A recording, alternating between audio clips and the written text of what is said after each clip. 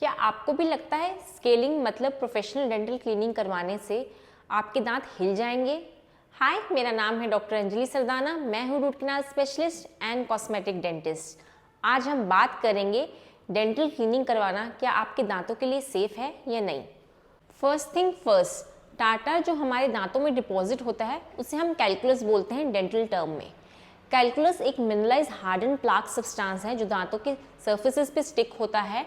Often time ये multiple teeth पे stick होता है जिसे हम कैलकुलस ब्रिज बोलते हैं। कैलकुलस डिपॉजिट होने की स्टेजेस डिफरेंट होती हैं।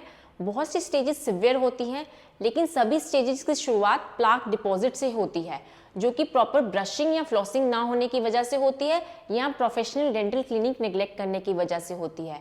ये कैलकुलस डिपॉजिट उन लोगों में काफ़ी देखा गया है जिन लोगों ने काफ़ी सालों से डेंटल चेकअप नहीं करवाया है। लोअर फ्रंट टीथ की बैक साइड का कॉमन एरिया है कैलकुलस बिल्डअप होने का। इसके बहुत से कारण हैं। पहला कारण उस एरिया की प्रॉपर ब्रशिंग ना होना।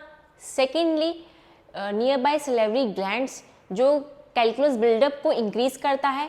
थर्ड, माउथ ब्रीदिंग, मुंह से सांस लेना प्लाक बिल्डअप को इंक्रीज करता है।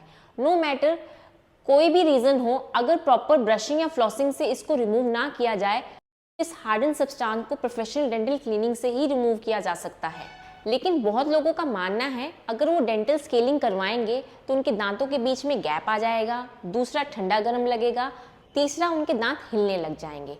अब ऐसा क्यों उनको फील होता है? पहला कारण ये है कि जैसे जैसे प्लाक बिल्डअप इंक्रीज होगा वैसे वैसे हमारे गम्स में सूजन बढ़ती जाएगी। धीरे धीरे गम्स में ब्लीडिंग स्टार्ट हो जाएगी ब्रशिंग करने से या उनको टच करने से।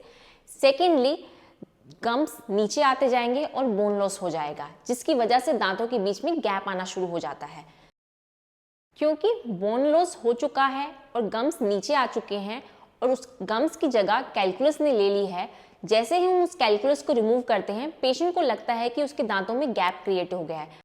अगर हम टाइमली उस कैलकुलस को रिमूव करवा लेते हैं तो धीरे धीरे गम्स अपनी जगह वापस ले लेते हैं और वो गैप ऑटोमेटिकली फिल हो जाता है। सेकेंड कंप्लेन होती है कि उनके दांतों में ठंडा गर्म लगना शुरू हो जाता है। अब ऐसा क्यों होता है? क्योंकि गम्स नीचे आ चुके हैं तो नीचे वाली जो दांतों की लेयर होती है वो एक्सपोज हो जाती है जिसकी वजह से उसको ठंडा गर्म लगना शुरू हो जाता है। बट आजकल ऐसे एडवांस डेंटल ट्रीटमेंट्स अवेलेबल हैं जिसकी वजह से इमीडिएट डेंटल सेंसिटिविटी कम हो जाती है या होम केयर इंस्ट्रक्शन ऐसी दी जाती है जिसकी वजह से डेंटल सेंसिटिविटी आपको नेग्लिजिबल होती है।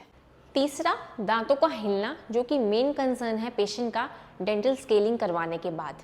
ये एडवांस स्टेजेस में देखा गया है जहाँ सिवियर बोन लॉस हो चुका है। अगर आप इसका ट्रीटमेंट टाइमली ले लेते हैं जैसे कि डीप क्लीनिंग या सर्जिकल रूट प्लानिंग या इन दांतों को वायर की हेल्प से स्प्लिंट कर दिया जाए तो गम अपनी वापस जगह ले लेते हैं और दांत अपनी पकड़ बना लेते हैं जिसकी वजह से दांत हिलना बंद हो जाते हैं।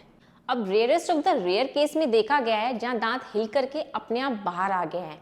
अब ऐसा क्यों होता है? जहाँ पे कंप्लीट बोन लॉस हो चुका है और गम्स बिल्कुल नीचे आ चुके हैं वहाँ पर दांत अपने आप हिल करके बाहर आ जाएंगे। चाहे आप स्केलिंग करवाएं या ना करवाएं, दांत ऑटोमेटिकली आपके बाहर आ जाएंगे। गम डिजीज सिर्फ डेंटल डिजीज नहीं है, ये और भी बीमारियों के साथ लिंक्ड है जैसे कि heart disease, kidney disease, diabetes और अल्जाइमर्स।